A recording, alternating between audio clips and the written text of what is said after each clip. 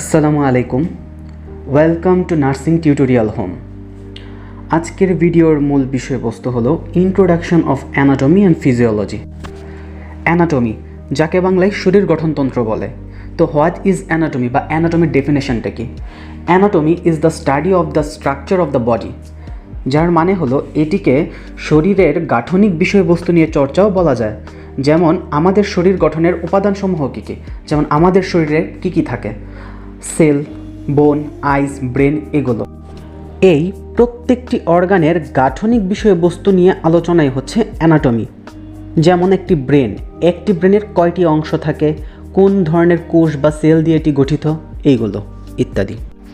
তাহলে ফিজিওলজি কি? ফিজিওলজি হচ্ছে এই গাঠনিক উপাদানসমূহের কাজের চর্চা, যা দ্বারা আমরা শরীরের গাঠনিক উপাদানসমূহের কার্যকলাপ সম্বন্ধে জানতে পারব। যেমন একটি কোষ বা সেল এর ফাংশন বা কাজ কি, একটি সেলের কাজ কি, এটি কি করে? Provide structure of the body, take in nutrients from food and obviously convert those nutrients into energy. এছাড়াও সেলের আরও কিছু ফাংশন তোমরা তোমাদের টেক্সট বুকে পেয়ে যাবে। তাহলে ফিজিওলজির ডেফিনেশনটা কি আসছে? তো physiology is the study of the mechanical, physical and biochemical functions of living organism, যেখানে কিনা প্রাণীদের শরীরের গঠনগত সমস্ত উপাদানের কাজ নিয়ে গবেষণা বা আলোচনা করা হয়। এখন আমাদের আলোচনার মূল বিষয়বস্তু হচ্ছে subdivision of anatomy and physiology. Subdivision of anatomy, এখানে রয়েছে macroscopic anatomy, microscopic anatomy, embryology. আরও রয়েছে কিছু হাইলি স্পেশালাইজড ব্রাঞ্চ, যেমন pathological anatomy, radiographic anatomy and clinical anatomy. এখন প্রশ্ন হলো, এই ম্যাক্রোস্কোপিক অ্যানাটমি কি? Macroscopic anatomy, it is the study of large body structure, যা খালি চোখে দেখা সম্ভব, এবং অ্যানাটমির এই সাব ব্রাঞ্চে মাইক্রোস্কোপের ব্যবহার তেমন একটা পড়ে না। এক্সাম্পল হিসেবে তোমরা দেখতে পারো হার্টের স্ট্রাকচার, বোনের স্ট্রাকচার, মাসল স্ট্রাকচার। তাহলে মাইক্রোস্কোপিক অ্যানাটমি কি? The study of the structure that can not be seen without naked আইস, যা কিনা তোমরা খালি চোখে দেখতে পারো না। যেমন সেলের স্ট্রাকচার খালি চোখে দেখা অসম্ভব। তারপরে আছে টিস্যু স্ট্রাকচারও তোমরা তেমন খালি চোখে দেখতে পারবে না। এখানে আবার মাইক্রোস্কোপিক অ্যানাটমিকে দুইটি পার্টে ভাগ করা সম্ভব। একটি হচ্ছে সাইটোলজি আর একটা হলো হিস্টোলজি।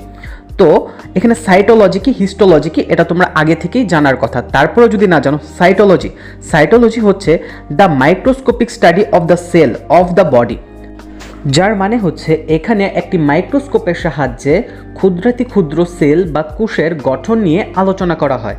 তো হিস্টোলজি কি? হিস্টোলজি হচ্ছে the microscopic study of the tissue of the body.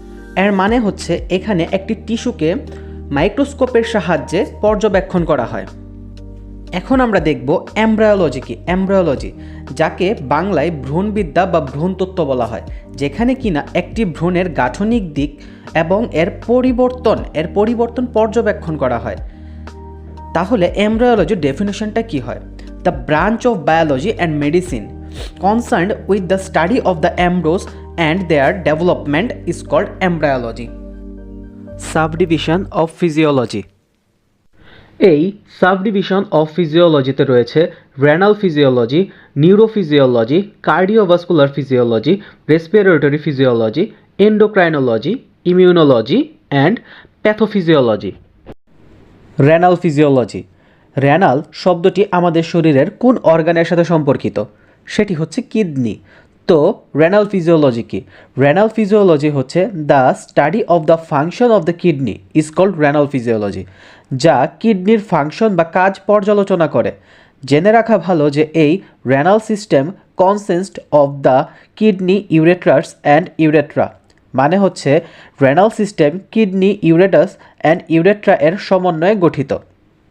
Neurophysiology, এই নিউরোফিজিওলজি আমাদের নার্ভাস সিস্টেমের সাথে সম্পর্কিত, যার মূল লক্ষ্য হচ্ছে আমাদের নার্ভাস সিস্টেমের কাজ পর্যালোচনা ও মূল্যায়ন করা।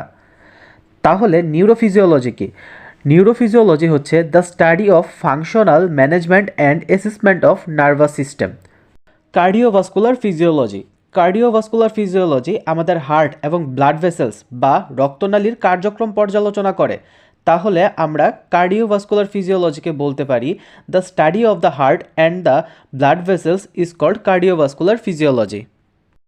Respiratory physiology, the function of all organs which is involved to occurs respiration is called respiratory physiology। এর মানে হচ্ছে আমাদের শ্বাস প্রশ্বাসের জন্য শরীরের যে সকল অঙ্গ ব্যবহার করা হয় সে অঙ্গগুলোর কার্যকলাপই হচ্ছে রেসপিরেটরি ফিজিওলজি। এন্ডোক্রাইনোলজি, আমাদের শরীরের প্রত্যেকটি অঙ্গ তাদের কাজ সঠিকভাবে সম্পূর্ণ করার জন্য কোনো না কোনো হরমোনের উপর নির্ভরশীল। আর এই এন্ডোক্রাইনোলজি হচ্ছে হরমোনের কার্যকলাপ পর্যবেক্ষণের জন্য ফিজিওলজির একটি উপশাখা। এই এন্ডোক্রাইনোলজিকে আমরা বলতে পারি study of hormone and how they control body function. Immunology, the study of immune system which is involve to fight against disease to protect our body. এটি আমাদের শরীরের রোগ প্রতিরোধ কার্যকলাপ পর্যবেক্ষণ করে। প্যাথোফিজিওলজি, প্যাথোফিজিওলজি হচ্ছে কোনো এক ডিজিজের কারণে আমাদের শরীরের ফাংশনাল যে পরিবর্তন ঘটে এটিকে বলা হয় প্যাথোফিজিওলজি। তো এটিকে আমরা বলতে পারি study of functional change associate with disease.